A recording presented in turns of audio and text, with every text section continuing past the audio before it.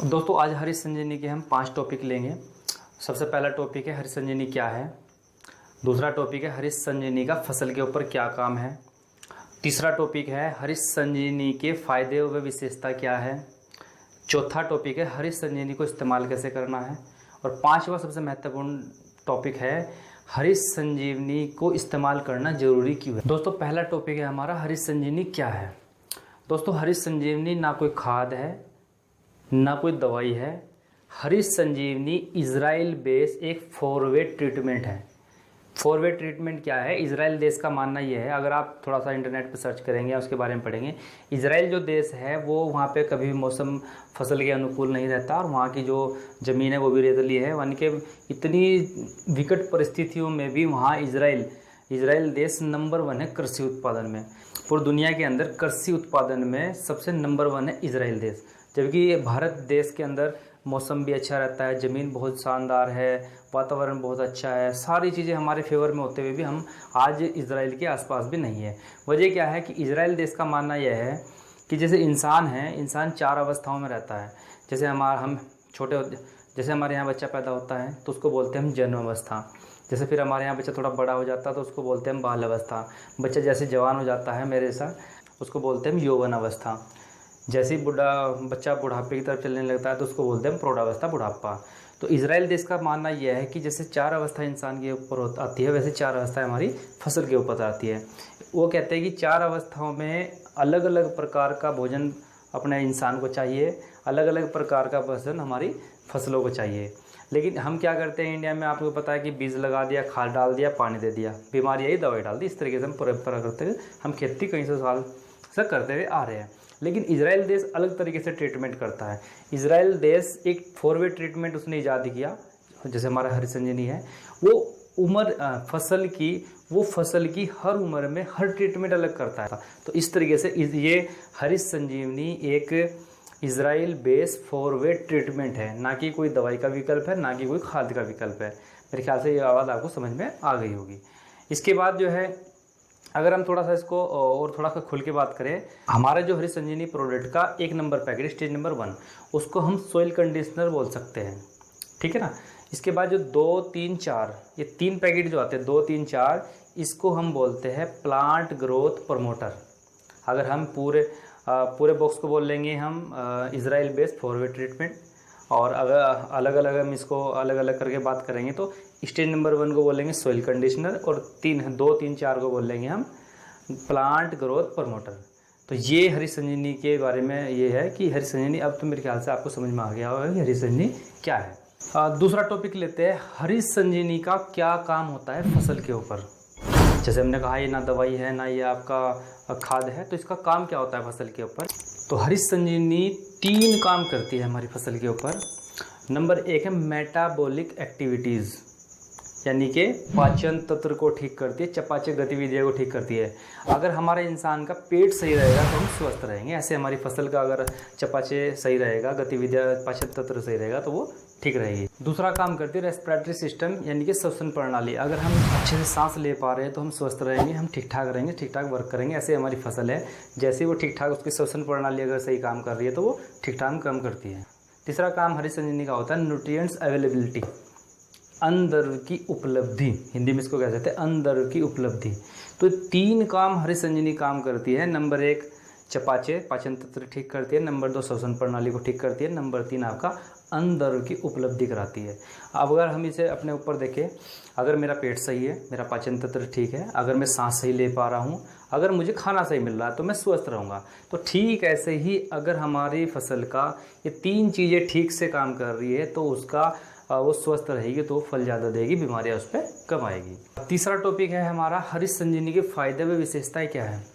इसकी विशेषताओं की पहले हम बात करेंगे। नंबर 1 तो ये ऑर्गेनिक प्रोडक्ट है, 100% ऑर्गेनिक प्रोडक्ट, ये कोई रासायनिक खाद नहीं है, रासायनिक जहर नहीं है। और दूसरी विशेषता इसकी ये है कि अगर हम अपनी फसल में अपने खेत में इसको डालते हैं तो 20 से 25% का खाद हमारा कम लगता है, क्योंकि कई 10, 20, 30, 50 सालों से जो हम खाद डाल रहे हैं वो इतना खाद हमने डाल दिया, हमारी ज़मीनों में इतना खाद डला हुआ है कि ये हरी संजीवनी उस खाद को हमारी फसल को देने का काम करती है। तो 20 से 25% तक हमारे खाद की बचत होती है, ये इसकी दूसरी विशेषता है। तीसरी विशेषता क्या है, जैसे एक स्वस्थ लड़का अगर उसकी डाइट अच्छी है, सांस अच्छे ले पा रहा है, सारी श्वसन प्रणाली उसकी ठीक है, पाचन तंत्र ठीक है, ऐसे अगर हमारी फसल का सब कुछ ठीक है तो उस पर 20% से 40% तक की बीमारियाँ हरी संजीवनी को डालने से कम आती है, क्योंकि वो सारी चीज़ें उसकी ठीक ठाक काम कर रही है। तो तीसरे इसका फ़ायदा यही है, तीसरी इसकी विशेषता यही है कि इसके 20 से 40% तक हमारी खेत में बीमारियां कम आती है। चौथी विशेषता इसकी है कि फसल में 25 से 50% की बढ़ोतरी होती है। तो ये भी बहुत बड़ा फ़ायदा है, सबसे बड़ा फ़ायदा ये अगर मैं वो बात करूँ तो। पांचवी विशेषता इसकी क्या है कि ये प्रोडक्ट मानव, पशु, पर्यावरण, पानी सब के लिए सुरक्षित है, इसके कोई साइड इफ़ेक्ट नहीं है। और एक बात बताओ आपको, गलती से अगर इंसान ने खा लिया तो मरेगा नहीं, लेकिन एक बात और कह रहा हूँ, खाना मत। कभी देखो कि रिहान भाई ने कहा था कि भी खा के देख लेना, और इसको खा के किसान को देखो मैं मरा नहीं, ऐसा नहीं करना है, लेकिन इसको खा के कोई साइड इफ़ेक्ट इसके नहीं होते हैं।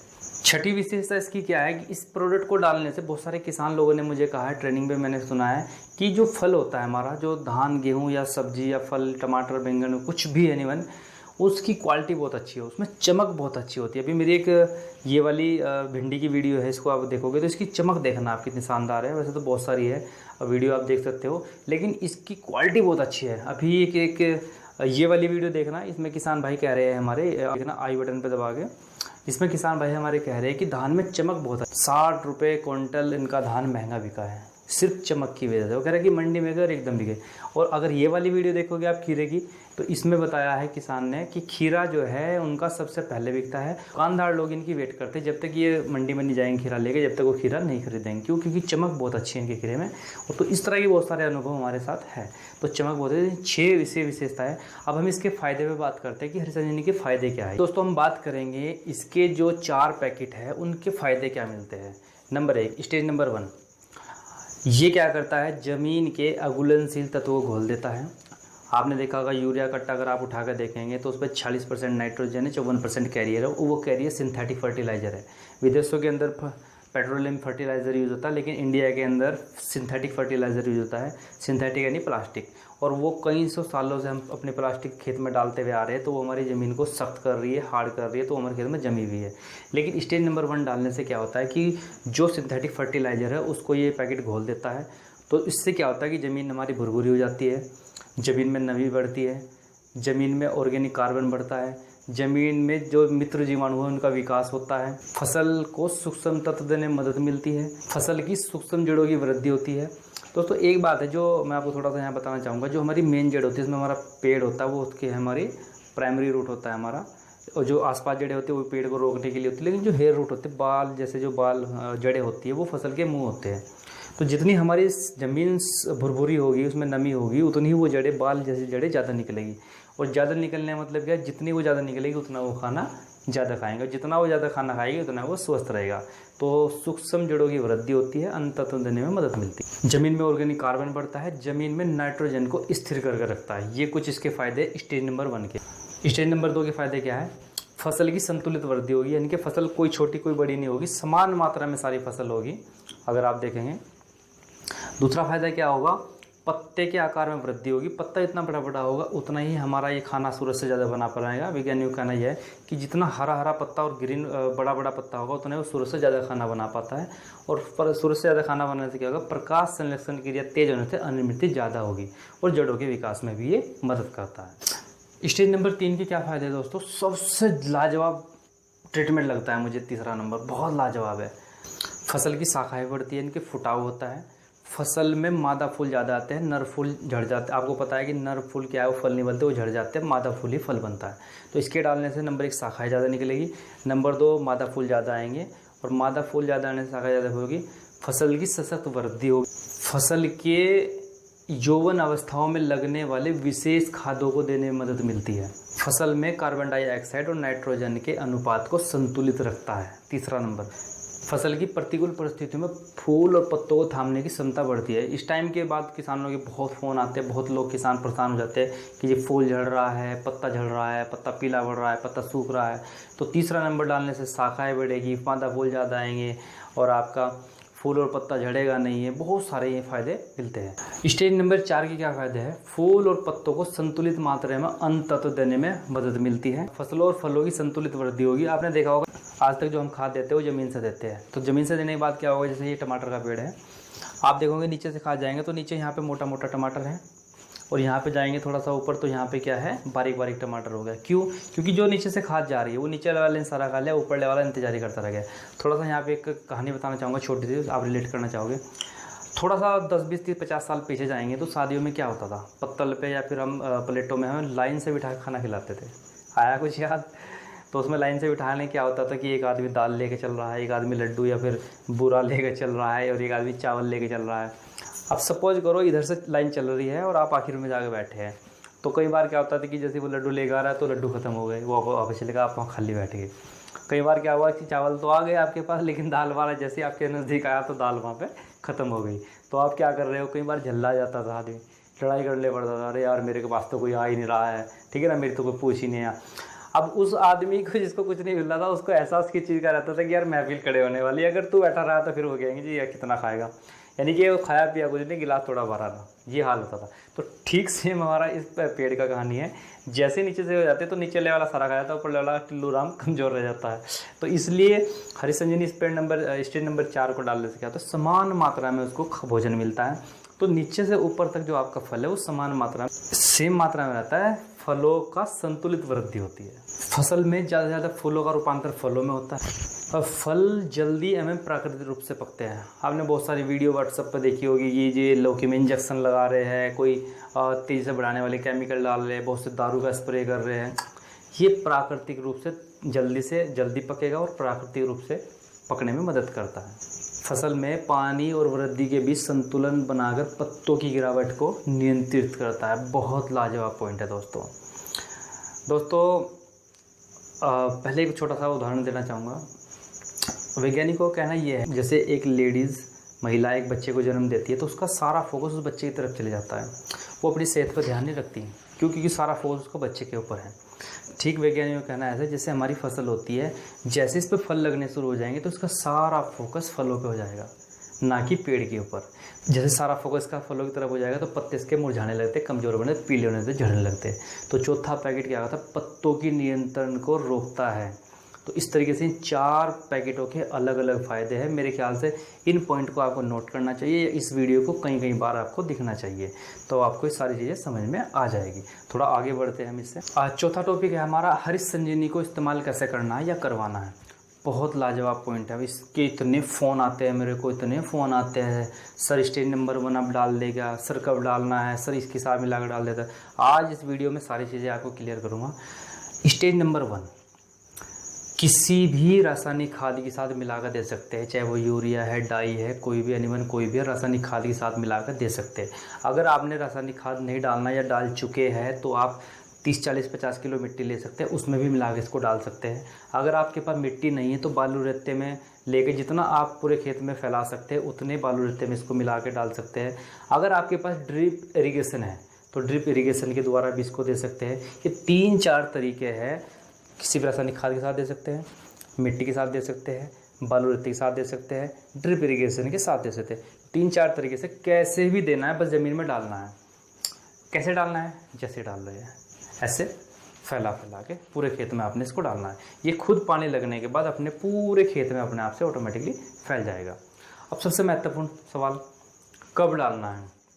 बहुत फ़ोन आते हैं मेरे को, कोई भी फसल हो, सब्जी हो, आपका धान हो, गेहूँ हो, कोई भी फसल लगाते वक्त डाल सकते हैं। जब आप ट्रैक्टर को भांगा से तैयार करते हो, बीज लगाने से पहले, बीज डालने से पहले, तब भी डाल सकते हैं। फसल लगाते वक्त डाल सकते हैं, या 30 दिनों तक डाल सकते हैं। ध्यान रहे 30 दिनों के बाद इसको नहीं डाल सकते। लगाते वक्त डाल सकते हैं या 30 दिनों तक डाल सकते हैं, 30 दिनों के बाद इसको नहीं डालना है। इस चीज़ का विशेष ध्यान रखना। आज के बाद जब भी आप स्टेज नंबर 1 डालने जाओ तो किसान से पूछ लो आपकी फसल को कितने दिन हुए। अगर वो कहता है जी 40 दिन हो गए तो उसको मना कर दो, अभी ये प्रोडक्ट इसमें नहीं डलेगा। अगर वो कहते हैं 10 दिन 15 दिन हुए तो इसी हिसाब से ट्रीटमेंट आपने करानी है, इसको डाल सकते हैं। लगाते वक्त डाल सकते हैं या फिर 30 दिनों तक डाल सकते हैं स्टेज नंबर 1 को। कैसे डालनी है, जैसे डाल रहा है, पूरे खेत में फैलानी है आपने। और इसके बाद हमारा लिखा हुआ होता है पर्चे पर, इसके बाद पानी देना अत्यंत आवश्यक है। दोस्तों ये भी बहुत सारे लोग कॉल्स करते हैं कि पानी देना अत्यंत आवश्यक है। नहीं, ऐसा नहीं है। पानी देना ज़रूरी है, लेकिन कितना।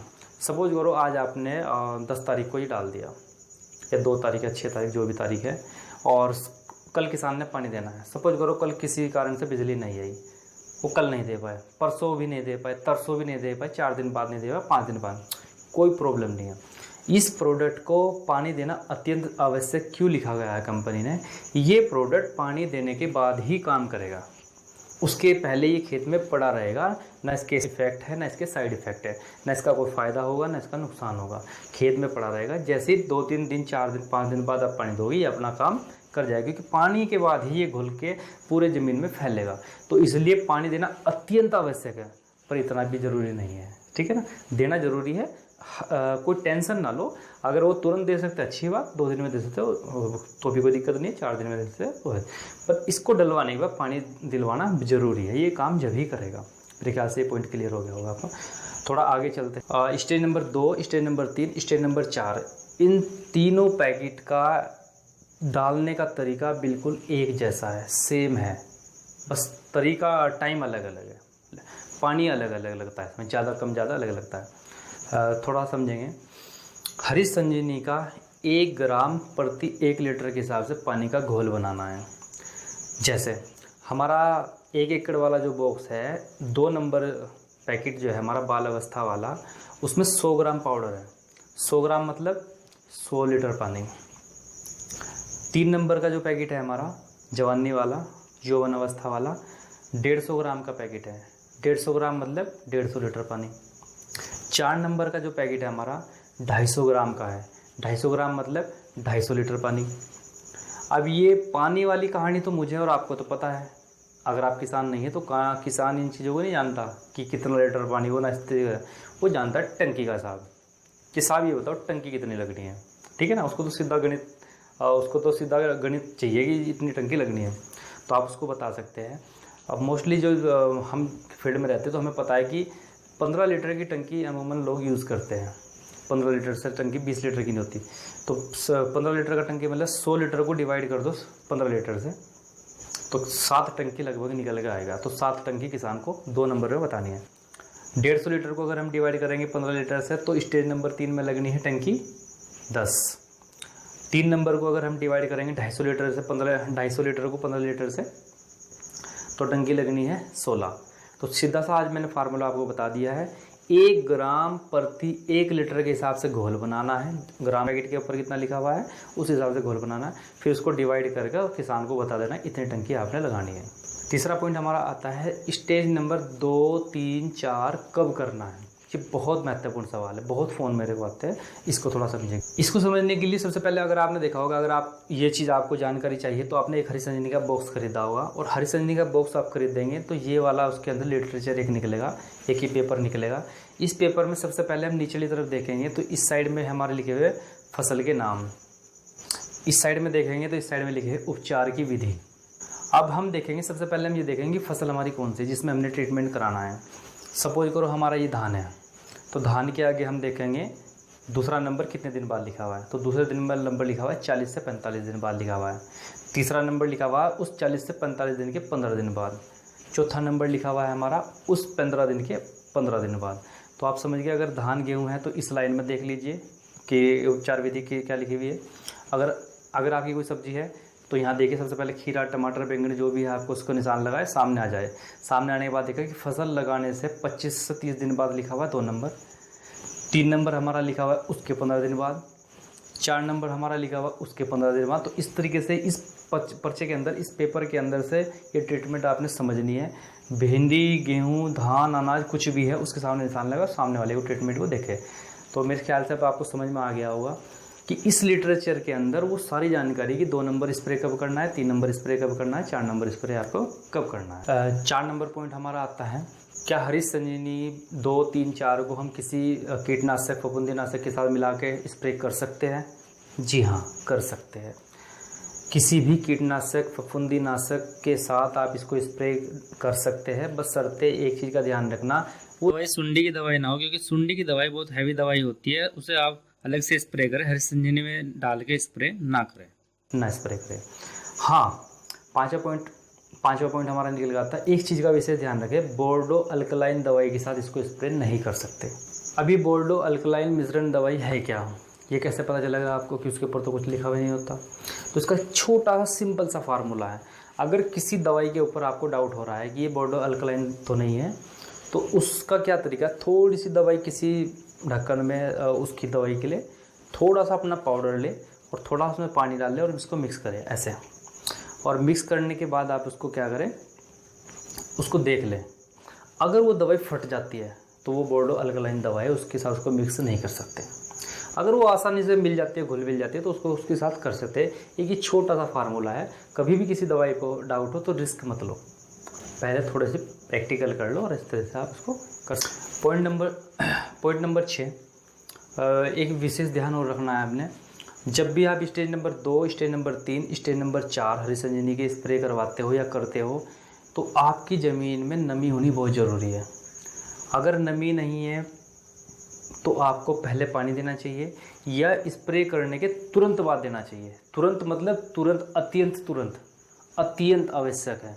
वो जो 1 नंबर वाली गलती मत करना। रियान सर ने कहा था कि भाई 2 दिन में दे सकते हैं, 4 दिन में से 5। अगर ये गलती आपने 2 या 3 या 4 में कर दी तो आपकी फसल मुरझा सकती है, और मुरझाने से क्या होगा, आपका खेत भी ख़त्म हो सकता है। इस चीज़ का विशेष ध्यान रखें। 2, 3, 4 जब भी डालें तो पानी होना बहुत ज़रूरी। पानी का मतलब नमी होना ज़रूरी है। देख ले, एक 100-150 रुपये का वो भी आता है, मीटर भी आता है, मेरे पास भी है ये वाला। इस समय क्या करता हूँ, ज़मीन में इसे डालता हूँ तो ये नमी बताता है कितनी है, तो उस हिसाब से हम इसको मैनेज कर लेते हैं। ठीक है ना। तो इस चीज़ का विशेष ध्यान रखें। पॉइंट नंबर 7, इस चीज़ का भी विशेष ध्यान रखिए। अगर आप चाहते हैं कि आपकी हरी संजीवनी प्रोडक्ट के बेहतरीन रिजल्ट आए तो स्प्रे या तो 11 बजे से पहले कराएं या 5 बजे के बाद कराएं। क्यों? फसल को 2 से 4 घंटे दवाई खाने के लिए चाहिए होते हैं।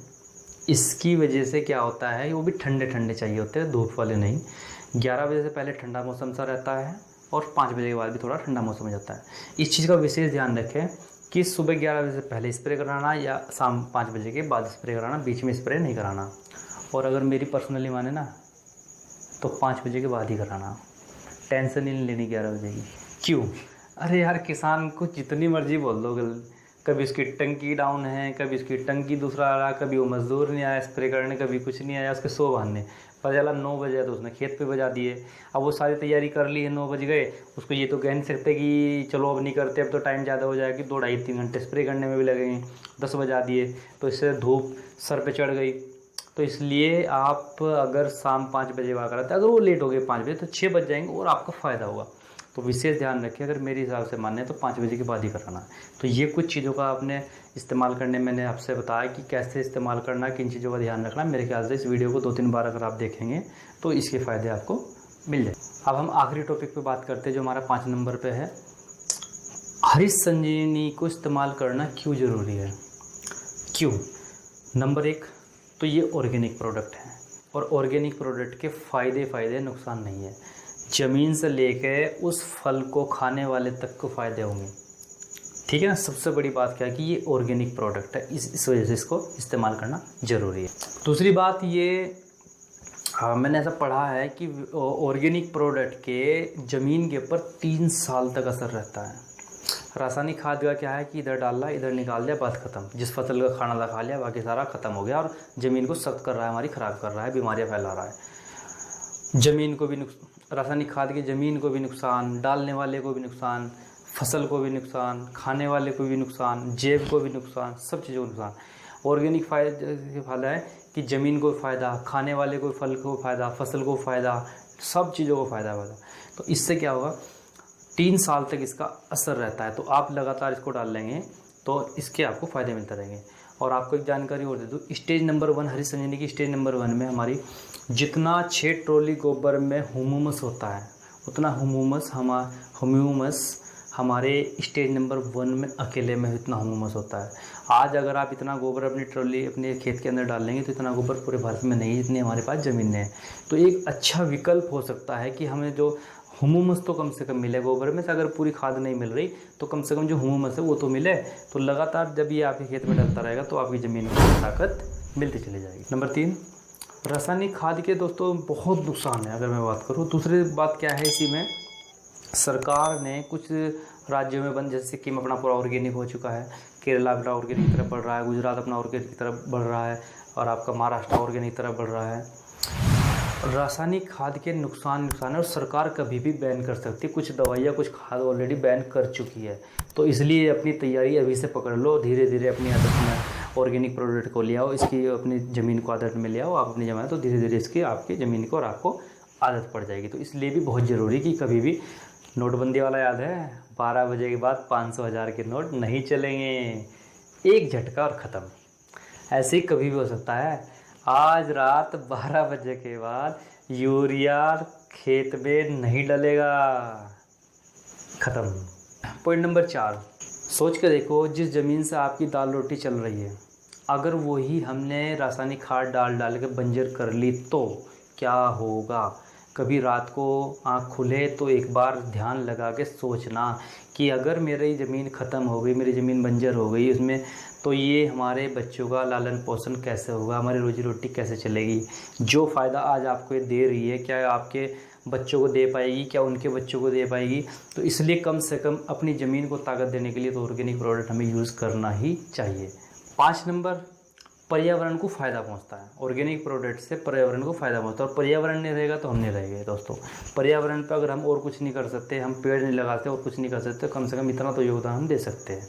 और एक छठा आखिरी पॉइंट, 1800 रुपये का ये प्रोडक्ट आपके 8 10 हज़ार 15 हज़ार रुपये तक की बचत कर देता है। आप सोच के देखो, कहीं के किसानों ने डबल इससे उत्पादन लिया है। अगर आप सोच के देखें कि 25% खाद भी आप बचा लेते हो, 20% अगर आपकी दवाई भी बच जाती है, 20% 10% अगर कम से कम उत्पादन भी बढ़ जाता है, तो आप सोच के कैलकुलेशन करना, आप 1800 नहीं 18,000 रुपये बचा सकते हैं उससे। एक 1800 रुपये का ये प्रोडक्ट आपको 18,000 रुपये बचा कर दे सकता है। तो ये 4 5 6 करोड़ थे। हमारी संजीवनी प्रोडक्ट को इसलिए इस्तेमाल करना चाहिए क्योंकि इससे आपको बचत होती है, इससे आपकी ज़मीन ताकतवर रहती है। ये सारे फ़ायदे मैंने आप लोगों को बताए। और दोस्तों और भी बहुत सारे फ़ायदे हो सकते हैं वगैरह वगैरह, बहुत टॉपिक है। इसको वीडियो को बहुत लंबी हो जाएगी, आप लोग नहीं देखेंगे, इसलिए ये टॉपिक हम यहीं पे समाप्त करते हैं। तो दोस्तों ये 4-5 टॉपिक थे आज हमारी संजीवनी के प्रोडक्ट के ऊपर। क्या है, कैसे इस्तेमाल करना है, क्या फ़ायदे, क्या नुकसान, किन चीज़ों का ध्यान रखना है। और वीडियो देखने के लिए धन्यवाद। और अगर आपने ये वीडियो यहाँ तक देखी, इसका मतलब आप सीरियस है, इसका मतलब आपको मेरी बातें समझ में आ रही है। और थैंक यू, धन्यवाद, खुदा हाफिज़।